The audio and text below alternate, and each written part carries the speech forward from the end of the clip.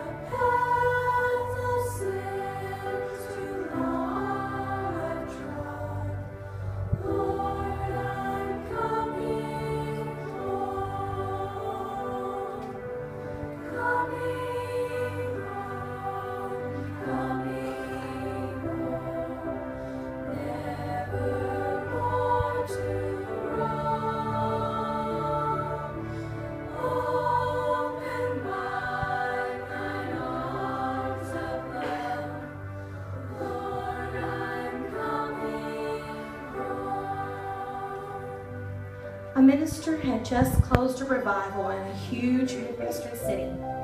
He stepped on the train on his way home and found himself seated beside a young man. Just as the time passed away, he started to start up a conversation. He noticed that the young man was crying. He turned to the young man and said, "Son, I'm a preacher, and I'll be glad to help you in any way I can." The young man, through his tears, proceeded to tell his story. He said, "Preacher, 2 years ago I got so mean at home that my dad and mom couldn't do anything with me. One day I even struck my father with my fist. He told me then, 'Son, I hate to do it. It's going to break your mama's heart, but you just have to get away from here. Just leave our place.'"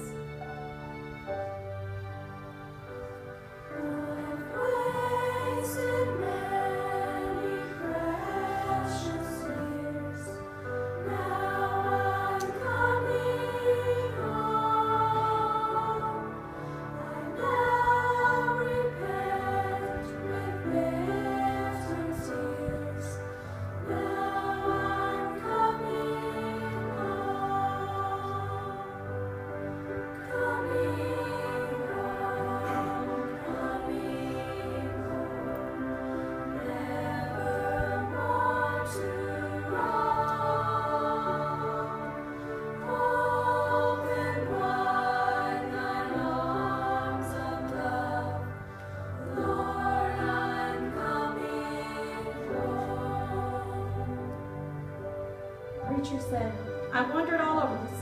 Preacher, 2 years ago I got so mean."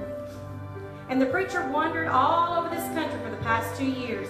And then about 3 weeks ago, I gave my heart and life to Jesus. I wrote my mom and dad a letter and told them I'd be on this old train. I told them I wanted to come home. The preacher said, "Well, son, that's all well and good, but how do you know that you're going to be able to be welcome home? How do you know that mom and dad will even let you come home?" The young man said, "Preacher, we've lived beside these old railroad tracks all of my life in a little white house. And in front of that house is this great big old apple tree."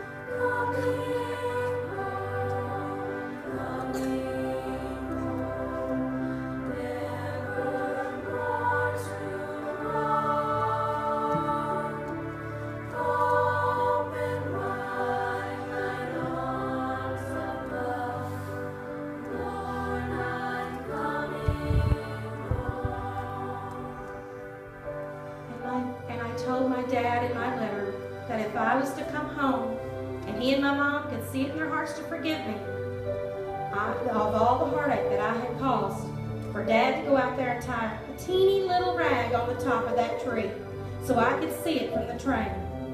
And I'd know that the signal that everything was all right. Preacher, would you look for me and tell me what you said? I want to come home so bad. I'm so sorry for all the things that I've done.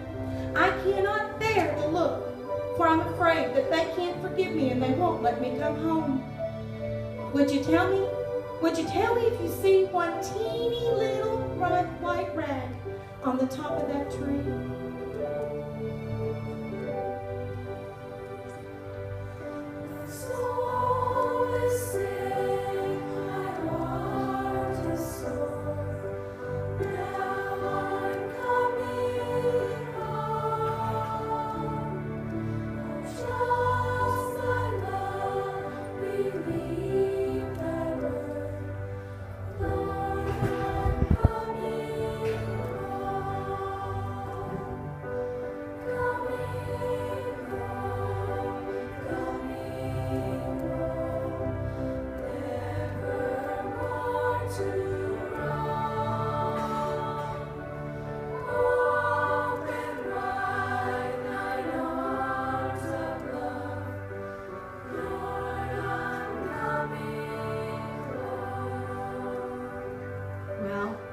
That old preacher, not knowing what to expect, he wiped the window of that old train and looked out.